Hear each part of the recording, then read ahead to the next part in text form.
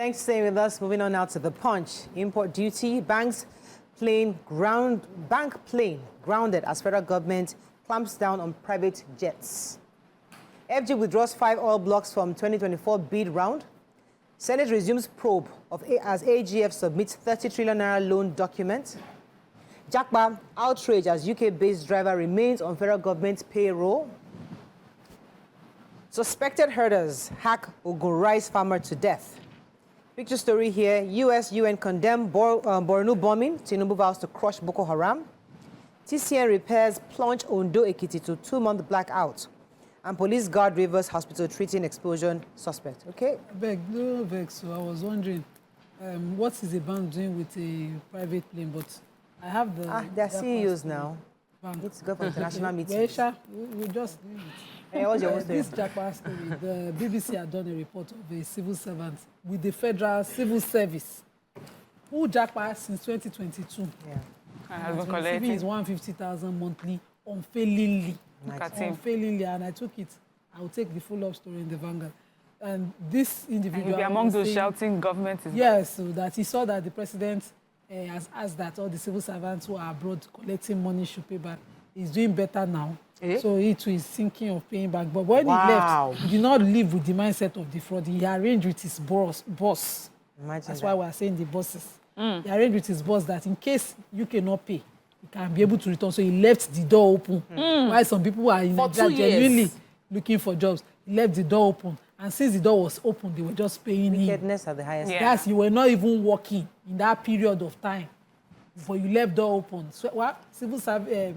Civil society groups, different names, other different names are shouting and calling on a clock or on this corruption happening within the Federal Civil Service, asking that the needful be done. And I'm wondering, their continuous appraisals they do, their KPIs that they do within the civil service, and who is in charge of the payments of salaries, how is it done? And that boss in question, we should find the boss. Absolutely. I have a rice farmer identified as Taiwo Paul, who's been murdered by some suspected herders in Kata area of Iwikoro local government. They said that they had heard in the community that there were some movements by alleged or suspected herders, and he had gone to check on his 26-year-old, gone to check on, on his crops. And when he left, after a while, family realized that they had not seen him. So his twin brother decided to go in and check, and he heard him groaning and, practically dying in his pool of blood, and he was rushed to the hospital. Unfortunately, he passed on. The police have confirmed that this incident has happened and that all the preliminary investigations has begun concerning it to help track down who these alleged herders and murderers are. Okay, so I have really, really sad or uncomfortable news for those of you living in Ondo and Ekiti. So the TCN, that's the Transmission Company of Nigeria, revealed plans by the firm to carry out critical maintenance on the 132 kVA Akure-Oshogbo transmission line. This is going to cause 2-month power outage. Wow. In those 2 months. According to the letter, it indicated that the Benin Electricity Distribution Company says the upgrade would disrupt power supply to those states. And they said that they regret the inconveniences, but it's good for if you're living in Ondo and Ekiti, starting July 1st to August 31st, they're saying that there would be power outage. Hey, I'm just a grandma not to go anywhere. She was planning on going to Ekiti. I'm going to make sure I do it. Let me quickly search for solar alternatives. You might just have to... It's no longer cheap. It isn't. Yeah. It is no longer cheap.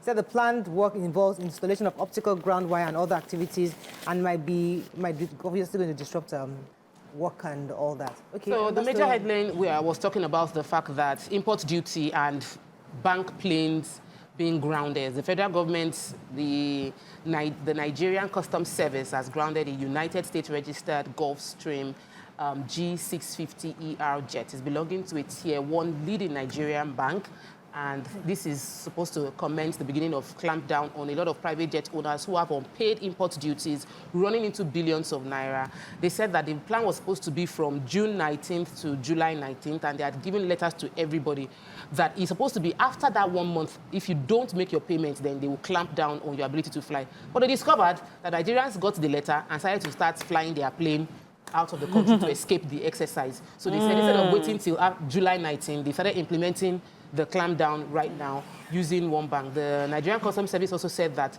many of these airlines are foreign registered and they have avoided paying their duties. The last assessment did was putting the duties at 1.9 billion based on the verification carried out by the Nigerian Customs Service.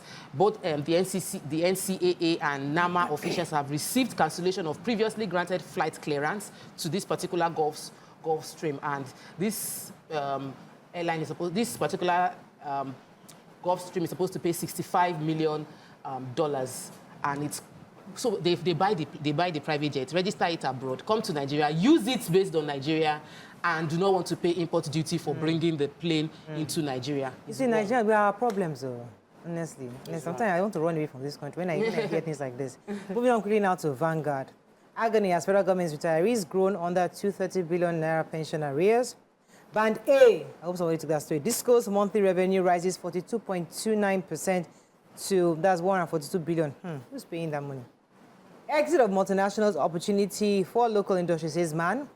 Nigeria still using 1966-67 map for survey, says surveyors. Why I want Southeast governors to work together, says Obi. Congo's ex-CEO's death, not suicide, says family. And Borno attacks Tinubu vows to deal with perpetrators. Okay, which story?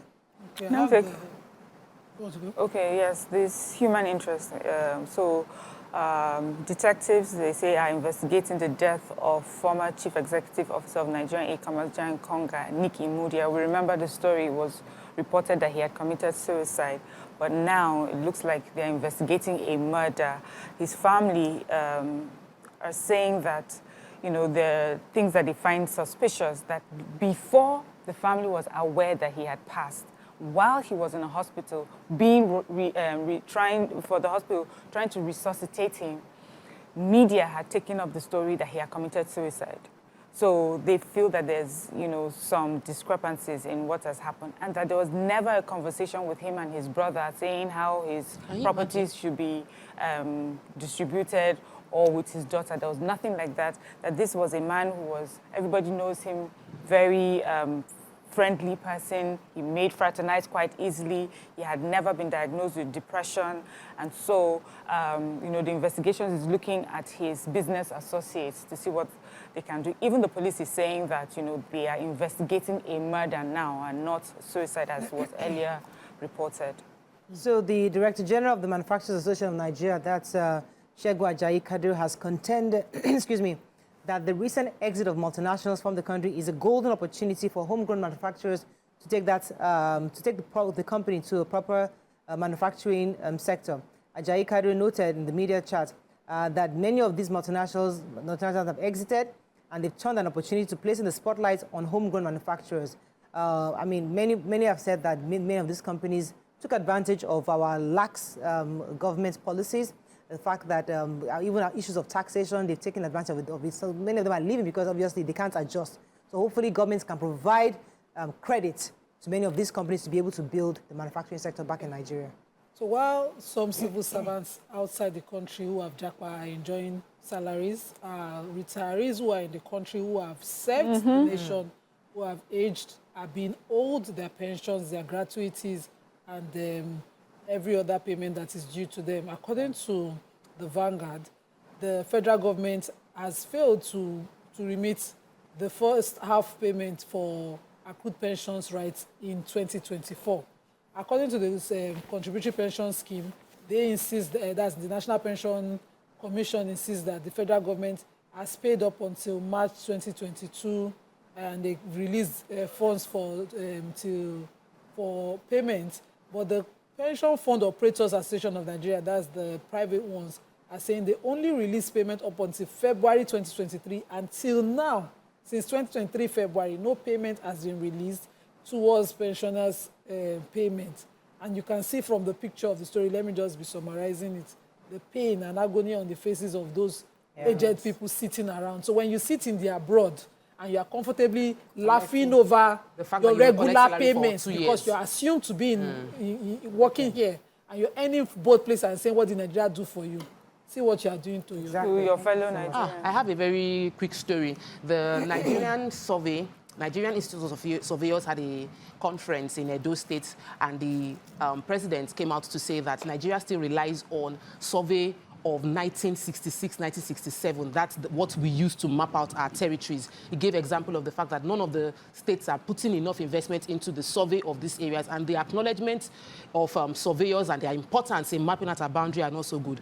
Using Sambisa Forest as an example, he said, based on their own information, Sambisa Forest is not a forest, but is reported as a forest where nobody is living. But foreigners fly into the forest, they do business there, they make money there. It has resources. The resources are being excavated, taken out, but we haven't invested as a country into understanding the landscape, and that will be dependent on surveyors. So it's an investment needed to be done. They can take... And it's now that they are talking this stuff. That's all we can take on Front Page Review. When we come back, we want to hot topic of today. Stay with us. We'll be right back.